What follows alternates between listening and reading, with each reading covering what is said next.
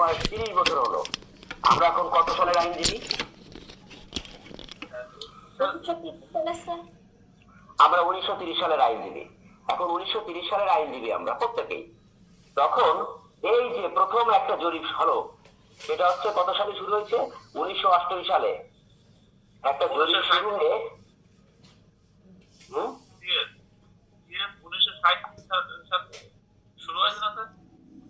না না, সিএস শুরু হয়েছে প্রকৃতপক্ষে 1900 আমাদের খুলনা অঞ্চলে শুরু হয়েছে 1912 সালে।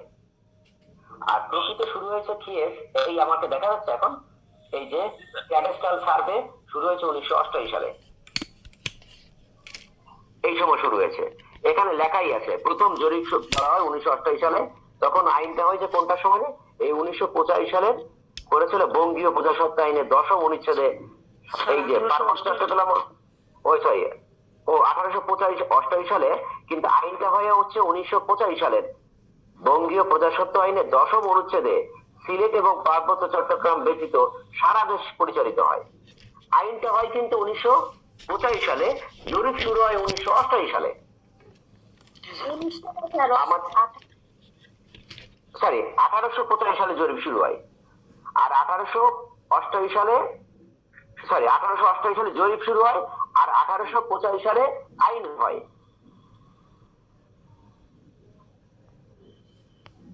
এই সিএস খতিয়ান কিন্তু আমাদের খুলনা অঞ্চলে হয় 1912 সালে শুরু হয় জরিপ, এবং 1927 সালে সিএস পর্চা আমাদের খুলনায় পাবলিশ হয়, মানে খুলনায় পরিপূর্ণতা আসছে।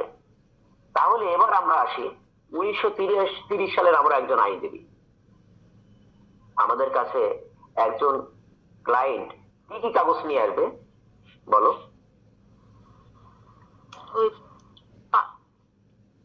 পাট্টা আনবে, কবুলতি, সিএস খতিয়ান, খাজনা দাখিলা, পরিশ্রম।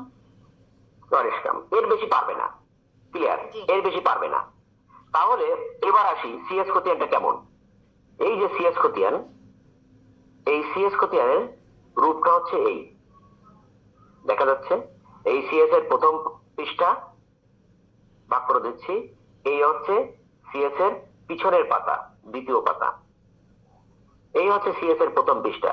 এই দেখো বিবরণ এবং মালিকের নাম। এই যে হচ্ছে মালিক, নাম কি? রাজকৃষ্ণ রায়, ইনি হচ্ছে মালিক, অর্থাৎ এই হচ্ছে গাতিজার। এনার অধীনে হচ্ছে কে? এই যে এনার অধীনে হচ্ছে 3 জন মালিক।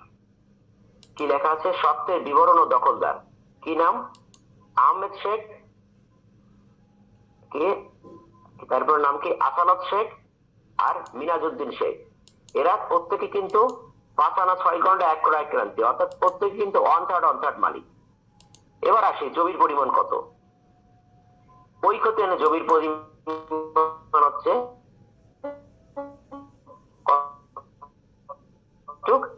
এই যে নিচে, আমি একটু আমার কলম বের করি। এই যে জমির পরিমাণ, এই জমির পরিমাণ হচ্ছে এইখানে, এই জমির পরিমাণ হচ্ছে স্ক্রিনশট তো চালাই না কখনো। আচ্ছা যাকে শিখে নেবেন, এর কলমটা একটু করে রাখি।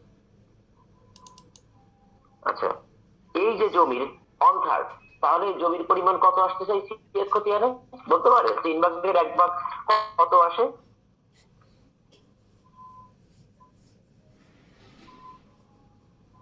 ক্যালকুলেট করো। 3 জন মালিক, প্রত্যেক কিন্তু সমান অংশের মালিক।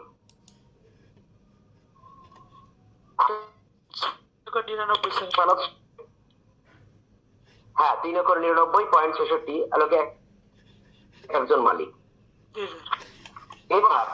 এবার কাছে একলো, আমি এখানে আসি। এখানে এসে বললো আহমেদ শেখ তখন বড় ভাই মারা গেছে। বড় ভাই মারা গেলে তার থাকে 2 ছেলে। উনি এসে কি করতে পারে? যে তার 2 ছেলে এসে বলতে পারে, দেখেন আমার আব্বা তো 3/1 জমি পেয়েছে, আমরা দুই ভাই মারা গেছি, বা আমার আব্বা মারা গেছে, আমাদের দুই ভাই জমির মালিক, আমার দুই চাচা আমাকে জমি বুঝে দিচ্ছে না। এটাই তো সে বলতে পারে একজন ক্লায়েন্ট, একজন লয়ারের কাছে। তাহলে 1983 সালের লয়ারের ক্ষেত্রে কাছে এই সিএস খতিয়ান ছাড়া আর তেমন কোনো খতিয়ানটা ধরা হবে না। এই কাগজটা যেহেতু ওই পাট্টা অথবা কবুলতি অথবা খাজনা কিনা দখল অনুযায়ী সিএস খতিয়ান প্রতিষ্ঠিত হয়ে গেছে, তাহলে 1930 সালে এই প্রথম আমাদের ক্ষেত্রে 1930 সালের আইনজীবী আমরা তখন আমাদের ক্ষেত্রে আমাদের কাছে এই সিএস খতিয়ান ছাড়া আমাদের জমির কাগজপত্র দেখার আর কোনো স্থান নাই, আর কিছুই নাই। অর্থাৎ আমাকে ওই যে প্রথম আহমদ শেখের দুই ছেলে আসছে, তার জমিটা 3 একর 99 আমাকে বুঝিয়ে দিতে হবে। এই হচ্ছে 1930 সালের একজন আইনজীবীর কাগজ। এ বাদে কোনো কাগজ তাকে দেখতে হবে না ওই সময়। এবার আসি আমাদের 1950 সালের আইনজীবী। আমরা প্রত্যেকে এখন প্র্যাকটিস করছি 1950 সালে। এই যে যখন আমরা এখানে একটা দেখলাম, একটু আমি জিজ্ঞেস করি, দেখলাম কি ওই যে 1950 সালে বঙ্গীয় প্রজাস্বত্ব আইনে 10ম অনুচ্ছেদে শুরু হলো কোন জরিপ হলো? সিএস জরিপ। এবার বলো তো 1956 সালে যে জরিপটা হলো এসে জরিপ, সে কোন আইনে এসে জরিপ হলো?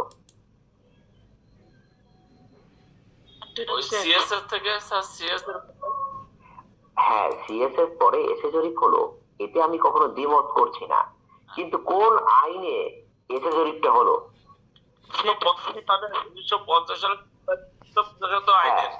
1950 সালের প্রজাস্বত্ব আইন। অর্থাৎ 1950 সালে যে প্রজাস্বত্ব আইনটা করলো, তখন বলল যে এখন থেকে কোন জমির মালিক কোন জমিদার হবে না, জমির মালিক হবে সরাসরি রাষ্ট্র, আর দখলদার এবং রায়তি হবে জমির প্রকৃত মালিক। এই আইন তৈরি করে 1950 সালের প্রজাস্বত্ব আইন, ওই প্রজাস্বত্বের একটা আইন তৈরি করে শুরু হলো জরিপ। সেই জরিপটা যে শুরু হলো, এরপরে জরিপটা হলো এসে জরিপ। এই যে এই এসে জরিপ হলো 1956 সালে এসে জরিপ। এখানে লাভ বলিনি, এই এসে জরিপ শুরু হলো। এই এসে জরিপটা কিন্তু আমাদের খুলনা অঞ্চলে আমরা প্রত্যেকে জানি 62 সালের পর্চা বলি। এবার আমরা একটু আসি পর্চা কি করে হচ্ছে। তাহলে দেখো এই সিএস করতে মোট জমি কতটুক?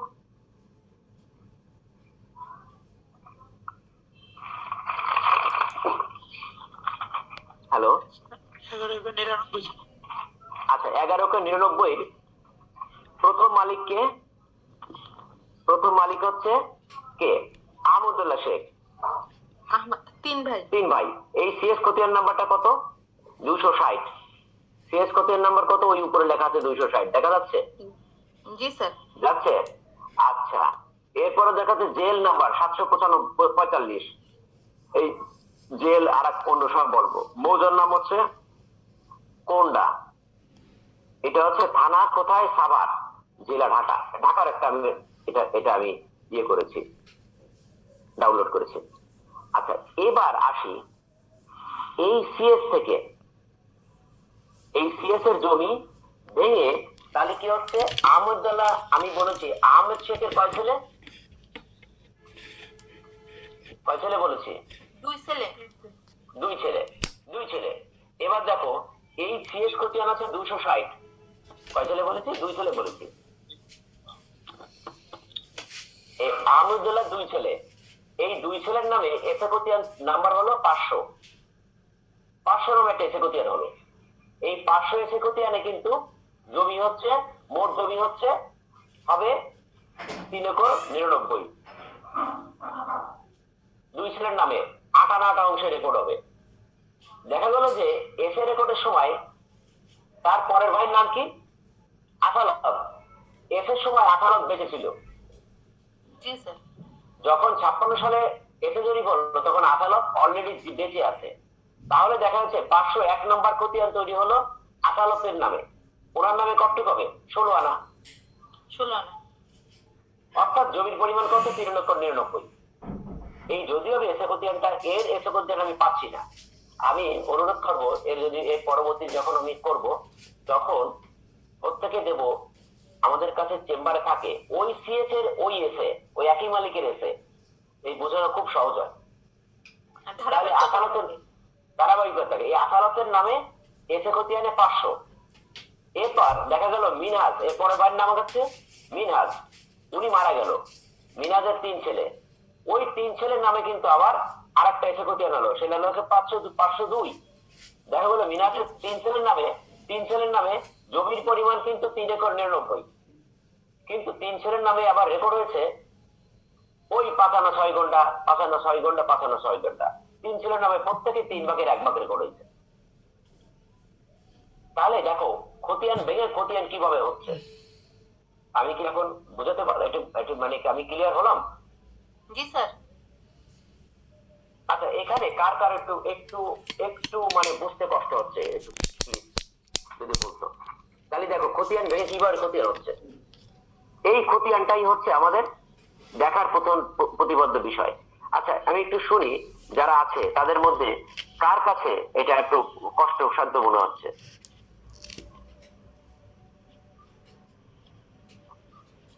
আমি শুনি তাহলে জাহিদের কাছে। জাহিদ, তুমি কি বুঝতে পারছো? জাহিদের আনমিউট কই করবে? জি স্যার, শুনতে পাচ্ছি। জাহিদ, তুমি কি বুঝতে পেরেছো আমি যে এই যে খতিয়ানের কথা বললাম বা একটা খতিয়ান ভেঙে কিভাবে খতিয়ান তৈরি হচ্ছে, এটা স্যার ক্লিয়ার বুঝতে পারছো? স্যার যে হেডলাইন গুলো দেওয়া আছে, যে শর্ট টার্ম কিছু কিছু এগুলো যে হাইলাইট করা, স্যার এইগুলো স্যার যদি আগে একটু করা হয়তো তাহলে স্যার একটু বুঝতে সুবিধা হইতো স্যার। যে উপরে যে আচ্ছা কিছু কিছু স্যার শব্দের সঙ্গে স্যার এখনো পরিচিত না স্যার, এই জন্য। আচ্ছা, তোমরা তো আসলে সিভিলটা করোনি আসলে, কিন্তু একটু তুমি ধারণা রাখো, এর পরবর্তীতে যখন আমাদের আলোচনা হবে টোটালটা, আমি এই ক্লাসটা শুরু করব, ধরো আমাদের ইচ্ছা আছে আমাদের ক্লাসটা শুরু করব 1 ইয়ারের মধ্যে, 1 ইয়ার প্যাকেজ, 1 ইয়ারের মধ্যে, অর্থাৎ সিভিলের যে একটা প্রকৃত একটা বেজ, এটা সম্ভব। আজ হয়তো তোমার কাছে এই খতিয়ানটা একটা অসামঞ্জস্য, একটা বড় কিছু মনে হচ্ছে। খতিয়ান কি, খতিয়ান নিয়ে চিন্তা করছো কিভাবে মালিকানার বিষয়। আমি আরেকটু পরেও যাচ্ছি, আজকে তো অলরেডি হয়ে যাচ্ছে, তারপর আমি বলছি এই যে খতিয়ানটা ভাগ হয়ে গেল, ভাগ হয়ে সিএস থেকে আমাদের খতিয়ান হলো 3টে খতিয়ান। আচ্ছা, তোমার আমি আলোচনা করব। তাহলে দেখো এবার আমাদের ক্ষেত্রে আমরা এখন আইনজীবী 1970 সাল, এখন আমাদের কাছে আমরা প্রত্যেকেই যারা এখানে গ্রুপে আছি বা আমরা ডিসকাশন করছি, আমরা প্রত্যেকে আইনজীবী 1970 সালে। এখন বলতো আমাদের কাছে ক্লায়েন্ট কোন কোন কাগজ নিয়ে আসবে? স্যার আমি বলবো। ইয়েস। পাট্টা আনবে, কবুলতি আনবে, ওয়ারিশ কাম, হুম। খাজনা দাখিলা, সিএস খতিয়ান, এসএ খতিয়ান। আচ্ছা, এবার তাহলে দেখো বিবাদটা কোথায় বাঁধে, আসে কোথায়? আমরা সিভিলের ভাস্ট স্থানটা কিন্তু আমরা পরে যাচ্ছি। সিভিল যেটা ভাস্ট, এটা কিন্তু পার্ট আলাদা, এই জায়গা কিন্তু আমাদের গোলালে হবে না। এবার আমরা আসি যে যখন 1970 সালে আমাদের কাছে কেউ আসলো, আচ্ছা আমি একটু যে কার সাথে যেন একটা কথা বলছিলাম, কামরুল। এই যে যখন 1970 সালে যখন আমরা আইনজীবী আসলো কে, যে এই খতিয়ানটা কিন্তু, এই এসে খতিয়ানটা কিন্তু পরিপূর্ণভাবে সঠিক রেকর্ড হয়েছে। অর্থাৎ আহমেদ শেখের 2 ছেলের নামে 8 আনা রেকর্ড হয়েছে অন্তর।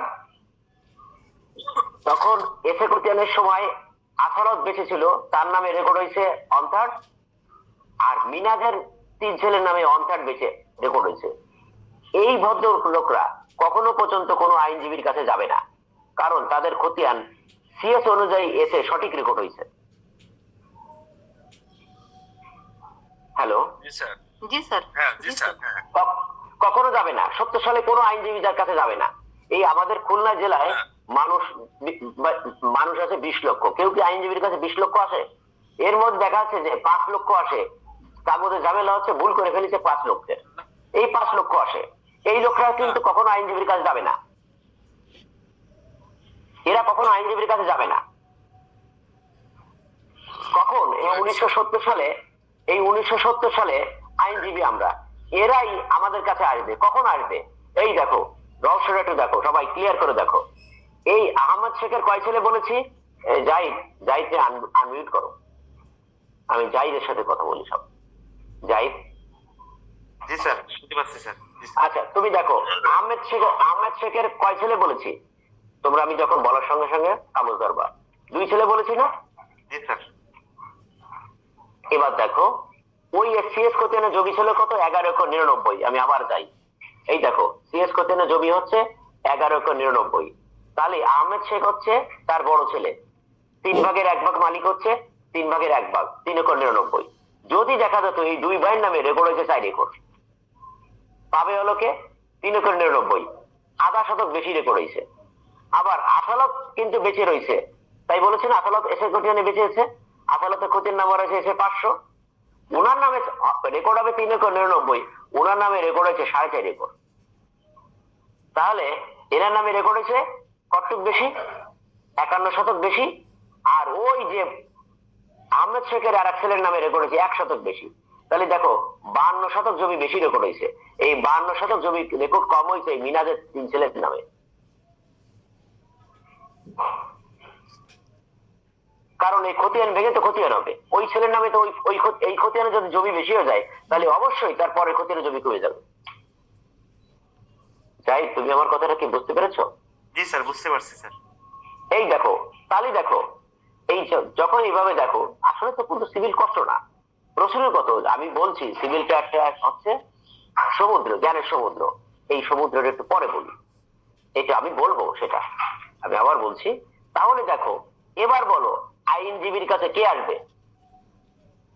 এই মিনাজের 3 ছেলের নামে কিন্তু যারা কম হয়েছে 1970 সালে তোমাদের কাছে আসবে, তোমাদের একজনের কাছে আসবে, জি স্যার। আর কেউ কিন্তু আসবে না। তাহলে দেখো আসবে কখন?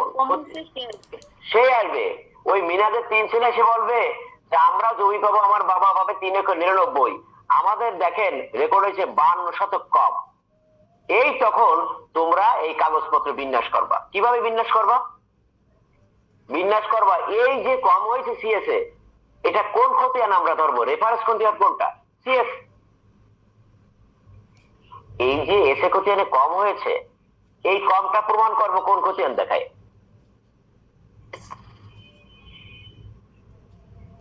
হ্যালো, সিএস খতিয়ান থেকে হ্যাঁ সিএস খতিয়ান দেখে আমি প্রমাণ করবো যে এই দেখো সিএস এ আমাদের এই যে সিএস খতিয়ান দেখে কি বলবো? 3,99,000 হচ্ছে আমাদের খতিয়ান। এই যে আমাদের বাবার নামে প্রত্যেকে 3 ভাগের 1 ভাগ, আমার নামে রেকর্ড কম হলো কেন? এই যে এই কোন খতিয়ান গেল? সিএস। এই যে সিএস এর আমার নামে কম রেকর্ড হলো কেন? তাহলে আমরা যখন কোর্টে মামলা করব, এই মামলা করব কি? বাটোয়ারা মামলা করে একটা বাটোয়ারা মামলা করে বলবো এই যে মিনাদের নামে 3 ভাগের 1 ভাগ জমি, এসে খতিয়ানে মিনাদের ছেলেদের নামে রেকর্ড হলো, খতিয়ান নাম্বার হলো 503 রেকর্ড হবে 3,99,000 হয়েছে। কত জমি? 52 শতক কম রেকর্ড হয়েছে। এই জমি কোথায় চলে গেছে? ওই মিনাজের 2 ছেলে, বড় 2 ভাইয়ের নামে চলে গেছে। একজনের নামে গেছে 51 শতক, একজনের নামে 1 শতক। এই হলো জমির প্রসিডিউরগত ঝামেলা। আরো ঝামেলা হতে পারে। কি হতে পারে? দেখা গেল কি যে এইভাবে খতিয়ানের অংশ কম হতে পারে, অথবা এই মিনাজের মিনাজের বড় ভাইয়ের নাম কি?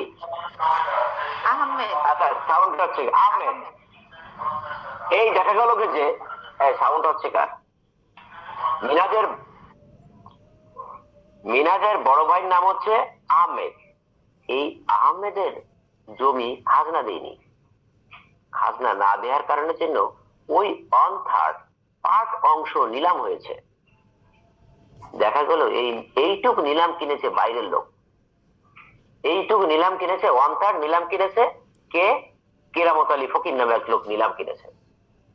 তখন ওই লোক একটা নিলাম কিনে এসে তখন বলতে পারে আহমেদের দুই ছেলেকে উচ্ছেদ করতে পারে, বলতে পারে তোরা জায়গা ছেড়ে দে, আমি এই জায়গা ঢুকবো। তখনও কিন্তু আহমেদ ছেলে দুই ছেলে এসে বলতে পারে, তোমাদের আইনজীবী 70 সালে আইনজীবীর কাছে এসে বলতে পারে, এই দেখেন আমার জায়গা থেকে বের করে দিচ্ছে ওই কেরামত আলী ফকির, এটা নাকি নিলাম কিনেছে, জাল নিলাম। তখন আমি কি মামলা করব? নিলামের বিরুদ্ধে মামলা করব। এই হচ্ছে আমাদের আইনজীবীর স্থান। অথবা আরো কি মামলা করতে পারে, যে আইন সীমানা নিয়ে হতে পারে, অথবা বাইরের বহিরাগত একজন লোক এসে আহমেদ শেখের দুই ছেলে নাবালক ছেলে আর এক লোক এসে আমাদের ছেলেকে জায়গা থেকে বেদখল করতে পারে। এই স্থানগুলো হচ্ছে 70 সালের আইনজীবীর ক্ষেত্রে সিএস খতিয়ান, এসএ খতিয়ান আর পার্ট অফ দ্য অংশ, এই নিয়ে হচ্ছে 70 সালের আইনজীবীদের কর্মকাণ্ড। আচ্ছা, 70 সালে কিন্তু আর একটা জরিপ হয়েছে 70 সালের আগে, এটা হচ্ছে পিএস।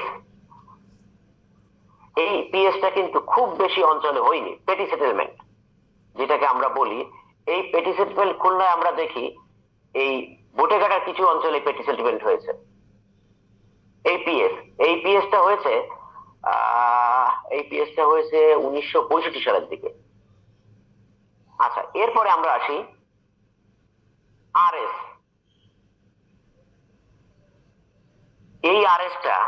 এই আরএসটা কিন্তু বাংলাদেশের সব স্থানে হয়নি। এরপরে সিএস এর পরে আমরা এই খুলনার যারা লয়ার তারা দেখি ওই আমরা এখানে দেখতে পাচ্ছি 4 নাম্বার কিন্তু আমরা খুব বেশি কম দেখি। এরপরে আসে আমরা 5 নাম্বার। এই 5 নাম্বার খতিয়ানটা কিন্তু এইটা, এই যে এই খতিয়ানটা আমরা সবাই দেখি। ক্লিয়ার? কেউ দেখা যাচ্ছে? জি স্যার, দেখা যাচ্ছে। এই খতিয়ান নাম্বার হচ্ছে আরএস। ও না, এটা ঢাকা সিটি জরিপ।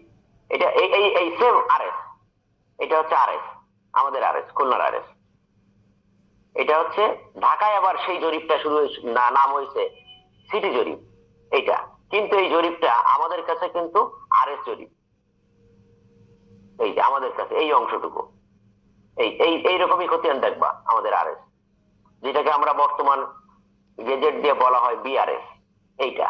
আর ঢাকায় অঞ্চলে হয়েছে এই যে এরপরে ঢাকা অঞ্চলে এসে সিটি জরিপ, বিআরএ জরিপ। এই সব জরিপ কিন্তু সব অঞ্চলে হয়নি।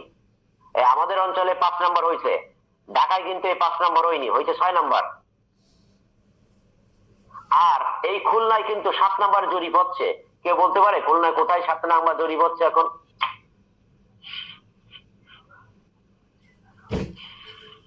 আচ্ছা, আমি বলে দিচ্ছি, এই যে বোটেঘাটার মধ্যে 3টে মৌজায় বর্তমান জরিপ হচ্ছে।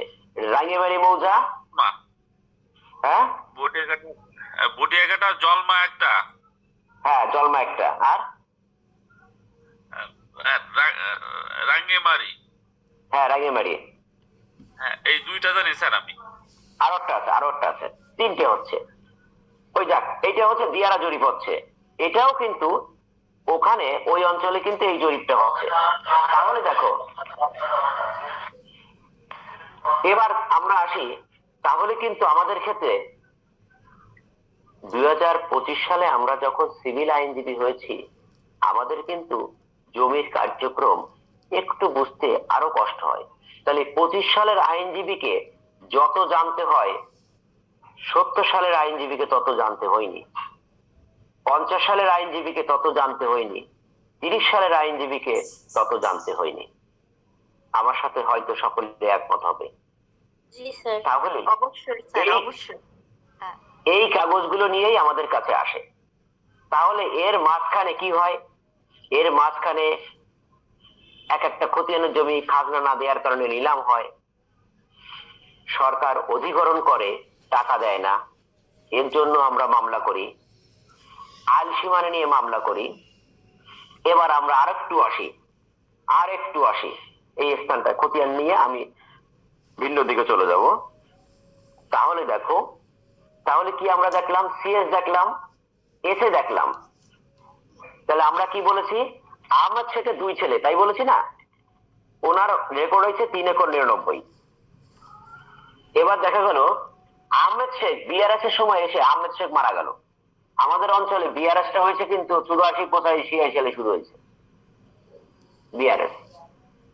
এবার দেখো আহমেদ শেখের যে দুই ছেলে, ওরা বিআরএস এর সময় এক ছেলে বেঁচে আছে আর 6 ছেলে মারা গেছে। এইভাবেই খতিয়ানের ধারাবাহিক বর্ণনা করা হবে, আমাদের বাটোয়ারার মতো নামতে নামতে আসবে খতিয়ান, ড্রপ ডাউন অফ বাটোয়ারা। আসলে কিন্তু সিভিলের এই স্থানটা, এবার দেখো একজন আইনজীবীর কাছে এর বাইরে কোনো কাগজ আসবে না, আর কোনো কাগজ আসবে না। এবার কঠিন আমার কোথায় হয়, আমাদের কাছে কঠিন কোনটা? আমি কিন্তু এখন দেখালাম সবগুলো জমির বর্ণনা দেখালাম, অর্থাৎ কোন জমি হস্তান্তরিত হয়নি, শুধু ওয়ারেসদের ক্ষেত্রে কিন্তু রেকর্ড হয়েছে তাই দেখালাম। যদি আমি এভাবে বলি একটা কথা, হ্যালো, বোঝা যাচ্ছে আমার কথাটা? জি স্যার, বোঝা যাচ্ছে। এবার দেখো, যদি আমি এভাবে বলি, দেখো, আচ্ছা, এই যে খতিয়ানে প্রথম নাম কি আহমেদ শেখ না? জি স্যার, জি আহমেদ। স্যার। এবার দেখো, এই আহমেদ শেখ উনি 1932 সালে তার জমি সব বিক্রি করে দিয়েছে। কার কাছে বিক্রি করে দিয়েছে? ধরো লাকির কাছে বিক্রি করে দিয়েছে সব জমি। উনি 3 একর 99 পাতো, 3 একর 99 সব লাকির কাছে বিক্রি করেছে। 1900 কত সালে বিক্রি করেছে পাট্টায়? 1932 সালে। এবার দেখো, ওই এসে খতিয়ানে রেকর্ড লাকির নামে না হয়ে রেকর্ড হয়েছে আহমেদ শেখ দুই ছেলের নামে। তাহলে এটা মামলার কারণ না? কে যাবে মামলা করতে? 70 সালে যাবে না, মামলা করতে যাবে হচ্ছে 62 সালে যাবে লাকি অথবা লাকির ছেলে মেয়েরা যাবে, যে আমার মা 1932 সালে পাট্টা কিনেছে আহমেদ শেখের কাছ থেকে। আহমেদ শেখের নামে রেকর্ড, ছেলে মেয়েদের নামে রেকর্ড হয় কি? আরে রেকর্ড তো আমার মার নামে, হ্যাঁ। তাই বলবে না? জি স্যার। জাহিদ, তুমি কি বুঝতে পেরেছো এটা জি স্যার, বুঝতে পারছি স্যার। নাকি? এখানে যদি একটা জমির মাল দিয়ে যদি স্যার যার অংশ কম পড়ছে তার মাল দিয়ে যদি কোনো সরকারি প্রপার্টি বা রাস্তা তৈরি হয় স্যার, এক্ষেত্রে কি স্যার মানে আগের মালিক মানে স্যার এই যে দুই ছেলের কথা বললেন, এই দুই ছেলেকে স্যার সমান ভাগাভাগি মানে দুই অংশ কি ছাড়বে নাকি স্যার একজনের জমির প্রতি রাস্তা, তাহলে স্যার এই লসটা কার হবে? আচ্ছা, যাক, সুন্দর কথা বলেছো। যাক, আমি একটা কথা বলি, 1962 আগে কোনো জমি পড়তে কোনো রাস্তা গেলে কোনো ক্ষতিপূরণ দিত না। আজ হয়তো এখানে যার বয়স 40-এর একটু বেশি আছে, তারা আজ থেকে 30 বছর আগে যখন গ্রামে গেছে, যে গ্রামে পথে যখন হাঁটছে দেখছে মাত্র 1 ফুট ঘাস দুই পাশে ছিল আর মাঝ থেকে শুধু চলার পথ ছিল, ওই পথটা আজকে বড় প্রশস্ত পিচের রাস্তা হয়েছে। ওই সব রাস্তা ওই সময় ওরকম সিএস এর পর রাস্তা যেগুলো হয়েছে কোনো অধিকরণের রাস্তা ছিল না, যেখান দিয়ে যেটুকু হয়েছে তার বাগের থেকে সেটুক গেছে ওই সময়। এবার আসি ব্যক্তিগত, এবার আমরা আসি, তুমি যেটা আমাকে গাইড বলেছো এই স্থানটা আসি। এবার ধরো কোনো এক ভদ্রলোকের দুই ছেলে, তারা যখন আপোষে রাস্তা করছে তাহলে সে বিধিগত ভাবে নিয়মিত দুইজনের সমানভাবে দেবে। একজন বলল কিভাবে ঘটনা ঘটবে, মামলায় সিভিল লয়ারের কাছে এইভাবেই আসে। ধরো এক লোকের দুই ছেলে, জাহিদের উত্তর দিচ্ছি। এক ছেলে সামনের দিকে রাস্তা, তার ফ্রন্ট সাইড দিয়েছে, তার রাস্তা লাগে না। আর এক ছেলে পিছনে জমি, তার জমি পড়েছে পিছনে। বড় ভাই সে আপোষে জমি পিছনে দিয়েছে। বড় ভাই বলেছে কি, ঠিক আছে তুই ছোট ভাই সামনে নে। দুই ভাই এত খাতের ছিল, তখন বড় ভাই পিছন থেকে শুধুমাত্র ছোট বাড়ির মধ্যে যাতায়াত করতো। এরকম ঘটনা ঘটে না সব জায়গায়? দেখো। হ্যাঁ, ঘটে স্যার, ঘটে। এবার বড় ভাই যখন বেঁচে ছিল তখন ছোট ভাই কোনো বাধা দিনি, ওই দাদা বাড়ির মধ্যে যাবে চাক দিন, দাদা তো এমনি পিছন ধরেছে। বড় ভাই তোমার পিছন থেকে নেছে। এবার বড় ভাইও মারা গেল, ছোট ভাইও মারা গেল। এখন ছোট ভাই ছেলেরা চাচাতো ভাইদের বললো আমার বাড়ির পথে তুই যাতে পারবি না, তুমি আমার বাড়ি পথে যাইতে পারবা না, যাওয়ার কোনো ক্ষমতা নাই। তখন জাহিদের অবস্থা কি হবে? তখন তো গ্রামের আপোষে বলে, এই পিছনে যখন ওকে জমি দিয়েছো তোমার তো উচিত রাস্তা দিয়ে দেয়া, যদিও তুমি রাস্তা দিলে কম পড়বে, তাহলে দুইজনের সমান অংশতে রাস্তা যাবে। এই নিয়ে আরেকটা মামলা হবে। মামলা তো আমাদের কাছে এইভাবেই আসে। এখন যদি বড় ভাইয়ের ছেলেরা ছোট ভাইয়ের ছেলেরা রাস্তা দিয়ে দেয়, তাহলে তার কেউ আর রাইদের কাছে আসবে না মামলা করতে, তাহলে তা আপোষই হয়ে গেল, অত সুন্দরভাবে দিয়ে দিল। রেকর্ডের কথা বললেন স্যার, এখানে রেকর্ড যদি কম বেশি যেটা হয়, কম হইলো স্যার, এই ক্ষেত্রে এইটার কথা বলছিলাম যে দেখা গেলো যে রেকর্ড আগে ছিল বেশি কিন্তু পরবর্তীতে কম হয়ে গেছে, তখন পরবর্তীতে কি করবে? মানে সে কি মামলা করে স্যার? হ্যাঁ, মামলা করে যাবে। রাস্তার জমিটুকু তাহলে কিভাবে পাবে, মানে নিজের নামে? আচ্ছা আচ্ছা, রাস্তার যে জমিটুকু তখন তখন বলতে হবে, তখন এখানে মামলা করতে হবে। তখন যে রাস্তা নিয়ে সমস্যা হয়, তাহলে সেই মামলাটা হবে ইজমেন্ট রাইট মামলা। চলাচলের পথ অধিকার নিয়ে মামলা হবে, ইজমেন্ট রাইট। এই মামলাটা হবে রাস্তার জমি নিয়ে। অর্থাৎ এইভাবেই রাস্তার জমি, অর্থাৎ যে পিছনে যে পড়েছে তার তো অধিকার আছে, ওই আপন ভাই তো সামনে ছিল। আর এই সমস্যাটা পেলে চলাচলের অধিকার তৈরি হয় শরিকানার মধ্যে। আর আমরা যখন এখন খুলনা শহরে প্লটিং রাস্তা থেকে কিনি, কিন্তু আমরা খুলনা শহরে যে জমিগুলো কিনি প্লটের রাস্তা থেকে কিনি, অথবা কেউ যদি বিলের জমি কিনে বিক্রি করতে গেলে তখন আছে 4টা, এই 10টা বলতো এভাবে। আর রাস্তা নিয়ে যে সমস্যাগুলো হয় সেটা আমরা অনেক ক্ষেত্রে চেষ্টা করি যে রাস্তাটা কিন্তু বিভেদমান, ওয়ারিশদের মধ্যে হলে সমান অংশে জমি যাবে, আর যদি ওয়ারেশ না হয় তাহলে প্রথম অংশের ব্যক্তি যদি ওয়ারেশ না হয় তাহলে তার কাছ থেকে জমি সমস্ত কিনে নিতে হবে, তার কাছে জোর করে আদায় করা যাবে না।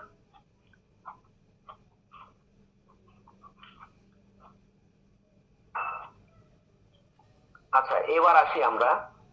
এবার দেখো এই যে স্থানটা, তাহলে হলো কি সিএস, এসএ, বিআরএস। আচ্ছা, আমার কাছে আমার এই কথাগুলো কারো কাছে একটা জিনিস মনে হতে পারে, এর মধ্যে কিন্তু আরো অনেক কটা খতিয়ান রয়ে গেছে। সুন্দরবন পরগনায় পিএস রয়েছে, 1945 সালের আরো একটা আরএস রয়েছে।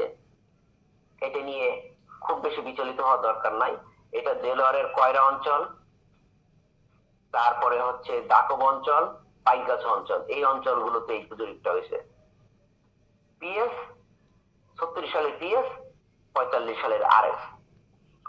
এটা খুলনার অন্য সব থানায় নাই।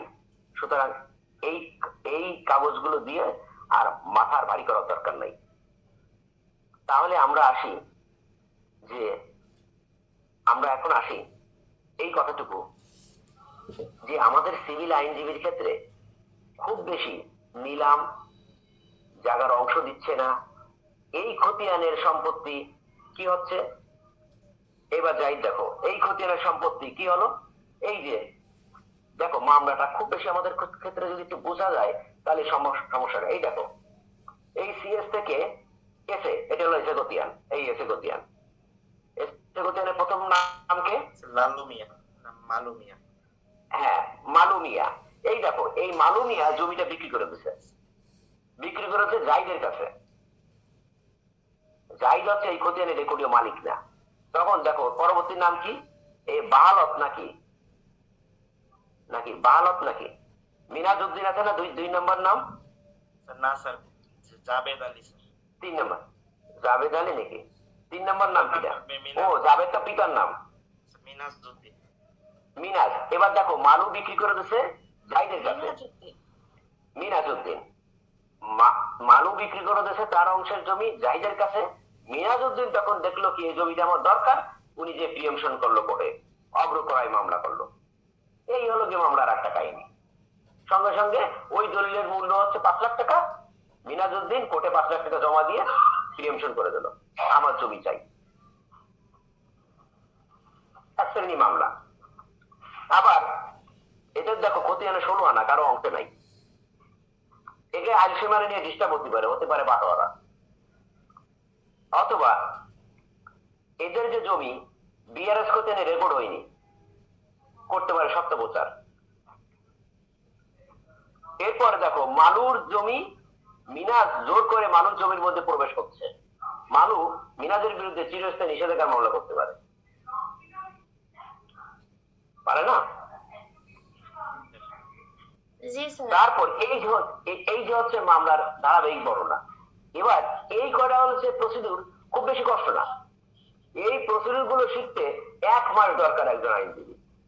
একজন যদি খুব বেশি একটু মোটামুটি দিয়ে যদি থাকে, তাহলে 1 মাসের মধ্যে সে চেম্বার করতে পারে, ব্রিফ বুঝবে। এর পরের দিনে আমি অনুরোধ করব যারা এই ব্রিফটা নিয়ে আসবে, পরে তো আমার রেজিস্ট্রেশনের ব্যাপার আছে, অনেক কিছু ব্যাপার আছে, যারা ইন্টারেস্ট হবে ব্রিফটা নিয়ে আসবো। ব্রিফটা নিয়ে আসার পরে এই হচ্ছে মামলার অ্যাকচুয়াল প্রসিডিউর। এর বেশি যাবে না কেউ, এর বেশি কেউ ক্লায়েন্টের কাছে আসবে না। অথবা এই হচ্ছে স্থান সিভিলের। এরপরে মাঝখানে খুঁটিনাটি আছে, খতিয়ানের রেকর্ড হলো না, নিলাম আসলো, সরকার নামে রেকর্ড হয়ে গেল, অর্পিত মামলা হলো, তারপরে রেকর্ড সংশোধনী মামলা হলো। এই হচ্ছে ওয়ান অফ দ্য পার্ট। জমির হচ্ছে এই 3টে খতিয়ান নেই, ধারাবাহিক বর্ণনা, এর বাইরে নাই। আর আমরা কি হয়, ওই যে যেটা বলেছি, যে ওই একটা খতিয়ান আমরা বলেছিলাম, যে কি বলেছিলাম, যে আহমেদ শেখ তার জমি 3 একর 99 বিক্রি করে দিয়েছে হচ্ছে লাকির কাছে, লাকির নামে রেকর্ড হয়নি, লাকি ছেলে বেড়াইছে, অথবা এসের পরে হস্তান্তরিত হয়েছে। এবার আমরা একটু দেখি এই যে খতিয়ান গুলো, এই যে খতিয়ান, এই খতিয়ানটাকে কি বলা হয় জানো? এই খতিয়ানটাকে বলা হয় হচ্ছে পাবলিক ডকুমেন্ট।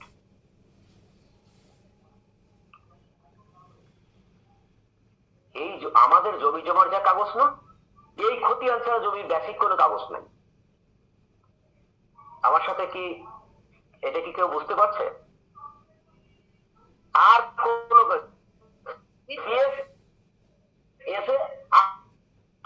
এ বাদে কোনো গভর্নমেন্টের কোনো জমি কাগজ নাই। তোমাদের যদি কেউ ভয় দেয়, যারা অসীম বলবে, তাদের কাছে তোমরা হয়তো মনে করতে পারো যে তাহলে তো স্যার কি কথা বললো, 3টে খতিয়ান নেই জমি। ইয়েস, এই 3টে খতিয়ান ছাড়া জমির মালিকানা নাই। তাহলে সিভিলের সিএস, এস এ, বিআরএস, এই বাদে কোনো কাগজ নাই। তাহলে তোমাকে একটু আশ্চর্য লাগছে, আমি যখন তোমাদের কাছে বলছি তখন তোমাদের কাছে একটু কৌতূহল মনে হচ্ছে।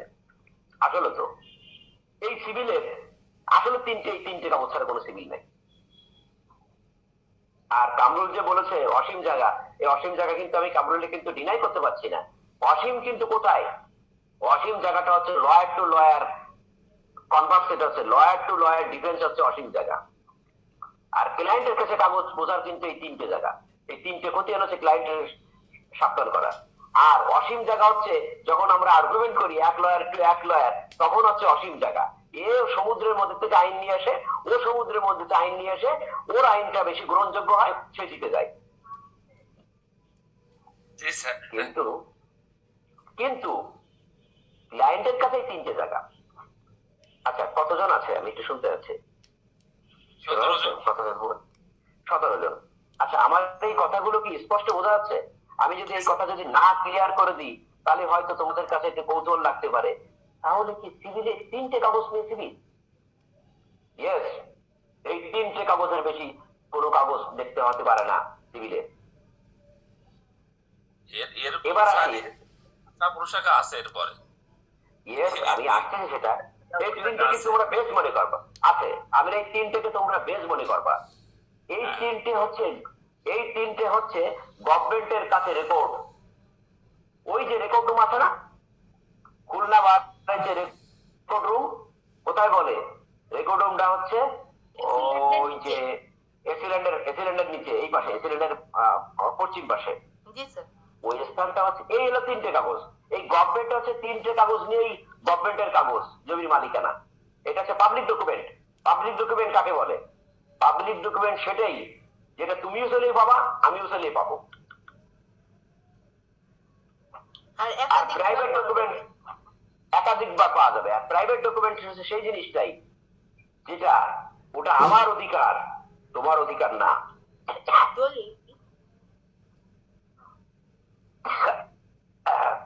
হ্যাঁ, এবার দেখি কোনটা প্রাইভেট ডকুমেন্ট বলছি। এবার ওই যে মিনাজ জমি বিক্রি করলো হচ্ছে লাকির কাছে,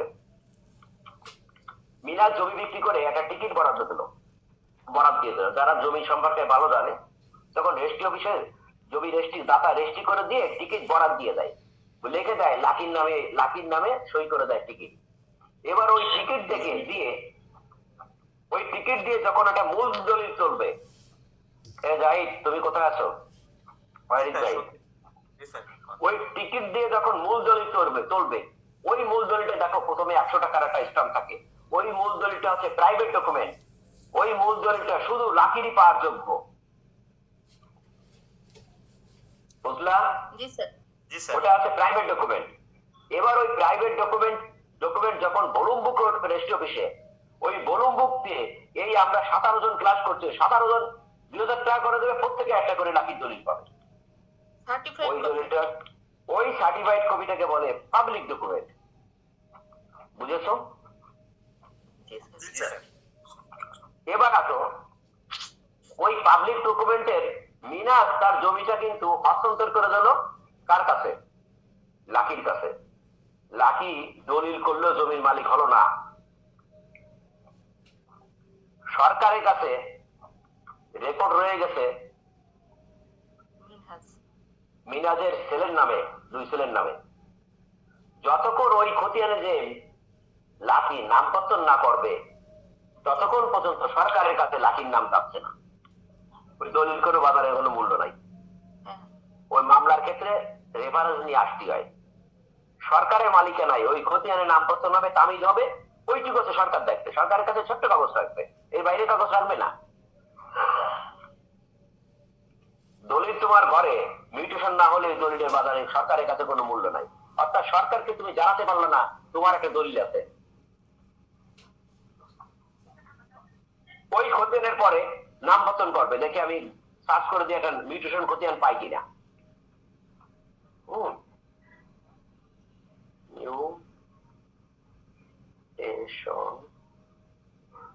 খতিয়ান চেক করে মিডিয়ার খতিয়ান পিকচার দিয়ে আমি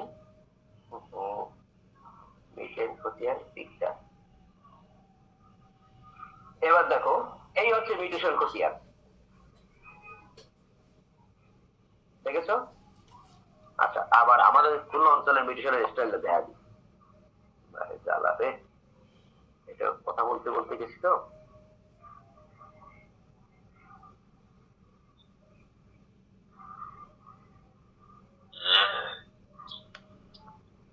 স্যার এখন তো ইউনিভার্সাল সব অঞ্চলে একই রকম আসবে স্যার। তাই এটা মিউটেশনের খতিয়ান বের করে দাও দিন।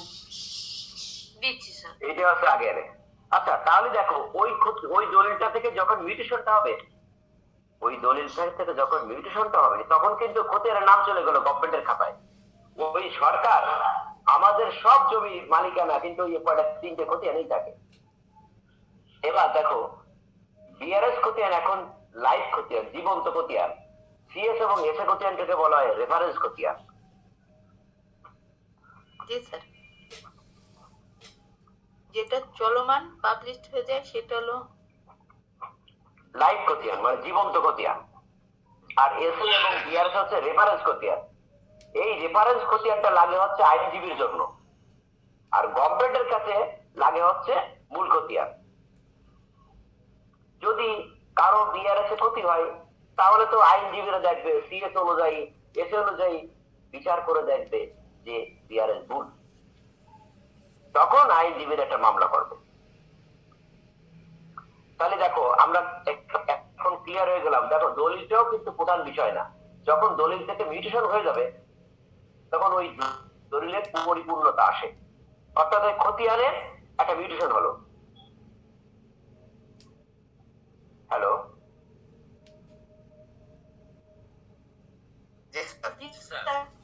আমরা কি এখন এই বিষয়টা ক্লিয়ার হয়েছে? তাহলে দেখো, ওই 3টেই ওই কাগজ 3টা, ওই নামপত্র যদি বিআরএসে আসে, ওই বিআরএসেই থাকবে জমিটা। এবার দ্বন্দ্বটা কোথায় হয়? দেখা যায় যে একটা বিআরএস খতিয়ানে আমাদের কিন্তু আর একটা ধরনের দ্বন্দ্ব হয়। একটা বিআরএস খতিয়ানে রেকর্ড হচ্ছে 1 একর। সবাই কিন্তু মন দিয়ে একটু শোনো, 1 একর জমি রেকর্ড। এবার 1 একর জমি 500 অংশে রেকর্ড হচ্ছে কেরামতির নামে, আর 500 অংশ সুরত আলীর নামে। কিরামত আলী মারা গেল, তাহলে 1 একর জমি 500 অংশে 50 শতক, সুরত আলীর নামে 500 অংশে কত? 50 শতক। 50 শতক, 50 শতক। এবার দেখো কিরামত আলী মারা গেল, কিরামত আলীর 2 ছেলে, এক এক ছেলে ভাগে কতটুক পাইছে? জাহিদ বলো, এক ছেলে কতটুক ভাগে পেয়েছে? 25 শতক। Yes, দেখো অঙ্ক 25। এবার দেখো মামলা কোথায় হয়? মামলা তো এর ভিতরে মামলা হয়, ডিস্টার্ব থেকেই তো মামলা হয়, পরিষ্কার নিয়ে মামলা হয় না। এবার দেখো কিরামত আলীর বড় ছেলে পাইছে 25, ছোট ছেলে পাইছে 25। এবার বড় ছেলে প্রথম জমি বিক্রি করলো জাহিদের কাছে 10 শতক, তার জমি পাইছে থাকে কত? 15 শতক। পরবর্তী বিক্রি করলো দেলোয়ারের কাছে 10 শতক, আগে কত? 5 শতক। পরে দেখলো কি ওই 5 শতক কিন্তু সে কোনো না কোনো ভাবে গোজামিন দিয়ে বেঁচে দিচ্ছে 10 শতক। তাহলে এই পরের দলিলে যে কিনলো, ধরো পরের দলিলে কিনেছে হচ্ছে কে বললো? এই কামরুল কিনলো। কামরুল পরের দলিলে কিনে পরের দলিলে কিন্তু কামরুল টেকে না, কিন্তু প্রথম দলিলের লোক যে কিনলো, প্রথম দলিলের লোক কিনলো কি? 5 শতক কিনবে। ইয়েস, আমি জানছি। এবার রহস্যটা দেখো কোথায়, মামলাটা কোথায় হয় আমাদের? প্রথম কিনলো কে? জাহিদ না? হ্যাঁ জি স্যার। জাহিদ মিউটেশন করিনি।